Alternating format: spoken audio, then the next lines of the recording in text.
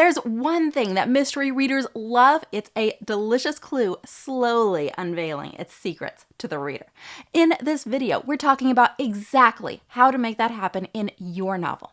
We'll talk about the difference between opaque, translucent, and transparent clues, and we'll talk about how your sleuth finds the key that will unlock that sweet, sweet information. So, opaque, translucent, and transparent clues.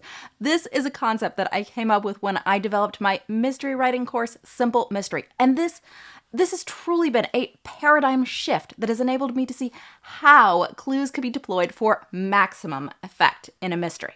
Essentially, not all clues are created equal. Sometimes we want them to give out their information readily, and sometimes we want them to play a little bit hard to get. So, what's the difference between these three categories? Well, opaque clues are clearly seen by the reader. When we learn that a shot was heard at 6:57 p.m., that the victim was shot with a .45 caliber weapon, and that his body was found in his study, those are opaque clues. Information that's clearly conveyed to the reader so that they can understand the case. And on the other end of the spectrum, we have transparent clues.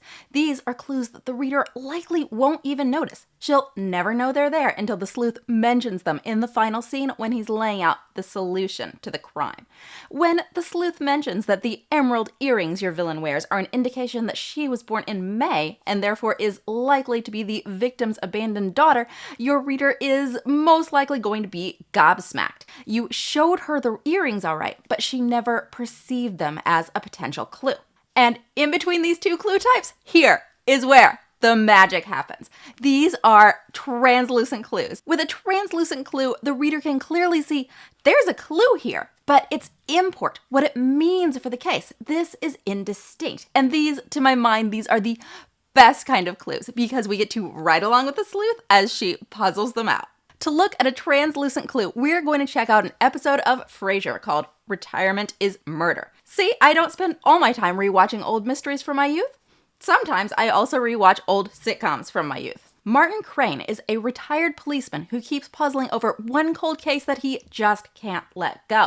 A woman was murdered, and in the dirt beside her, she scratched the word help. Now, being a savvy mystery reader, I know a transparent clue when I see one. No way was help her intended message. This message has been distorted in some way that occludes its original import and makes it something our sleuth has to work to understand. We learn the names of each of the players in our little drama. There's Detective Shelby, the vice cop who found the body, Robitaille, an ex-boyfriend of the victim, and Clive Brisbane, an animal trainer and another ex-boyfriend. So, which of these men could be our killer? Well, it was Detective Shelby. The victim was trying to write his name in the dirt, but she died before she finished the B, and someone inadvertently kicked dirt over the S. So this is one way that we can puzzle out a translucent clue in a mystery. We simply look at the clue with a fresh perspective. Martin doesn't have any other clues to pair up with the victim's message. He just noodles on it until its import becomes clear. And that works great for a 20-minute comedy or maybe a short story you may be writing, but frequently we want to stretch the mystery solving out a little bit by forcing our sleuth to find a key that unlocks the translucent clue. In an episode of Monk called Mr. Monk Goes to a Ballgame, our sleuth, Monk, is investigating the shooting of a businessman and his wife. The man survived the shooting briefly and managed to crawl to a witness where he gasped out his final words. Girls can't eat 15 pizzas. That is clearly a clue, but it is just as clearly incomprehensible. Monk keeps investigating until he learns that the businessman used mnemonic devices to remember the names of his many contacts. This is the key that unlocks the distorted clue.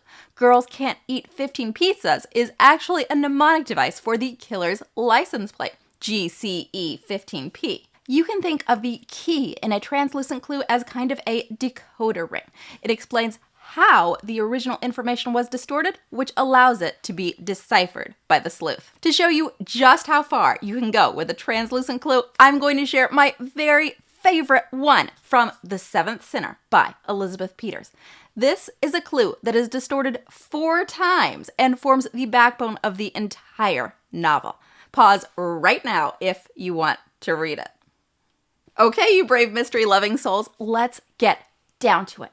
In The Seventh Sinner, a group of 7 young academics are studying in Rome. Just for laughs, they call themselves the 7 Sinners. The sinners are plagued by the unwanted attentions of Albert, a fellow student and hanger-on who none of them really likes. When the group goes on a sightseeing expedition to some ancient catacombs, Albert is murdered, and the only reasonable suspects are the 7 sinners.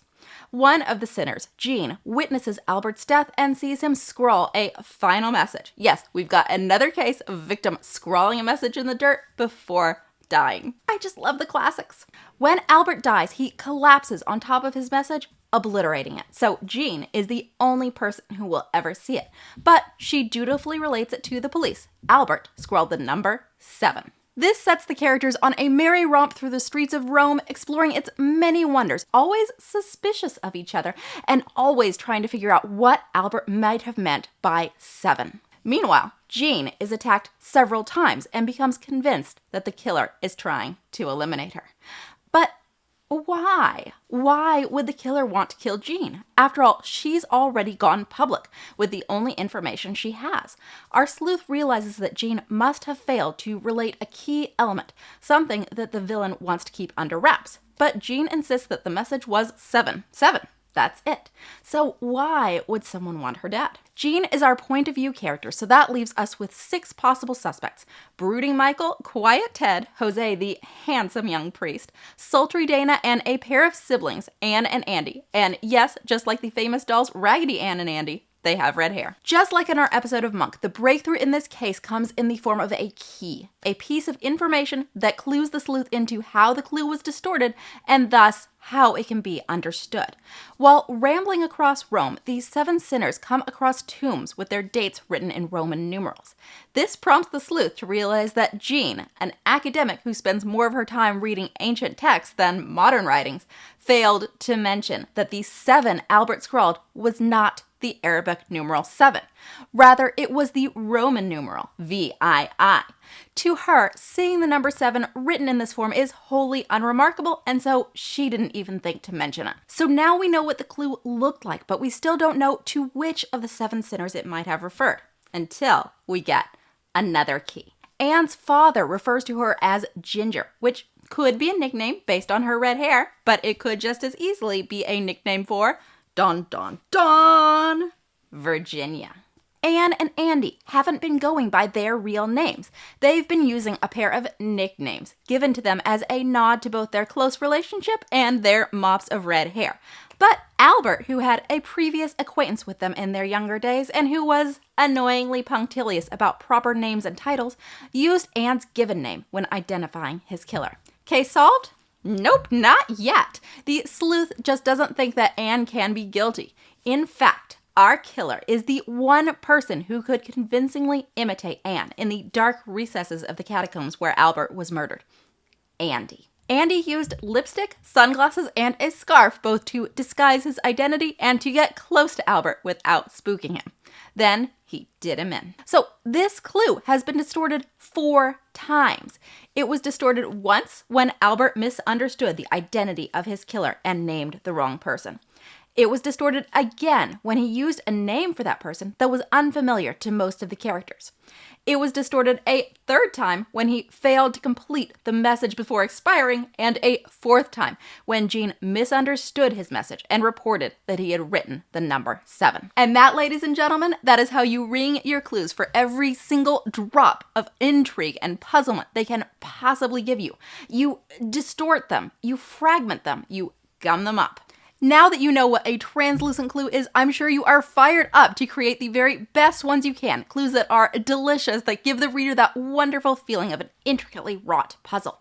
But there's one more thing you need to think about, and that's how the clue will be presented to the reader. In this video, you're going to find 3 great tactics for introducing your clues to the reader in ways that are sure to delight.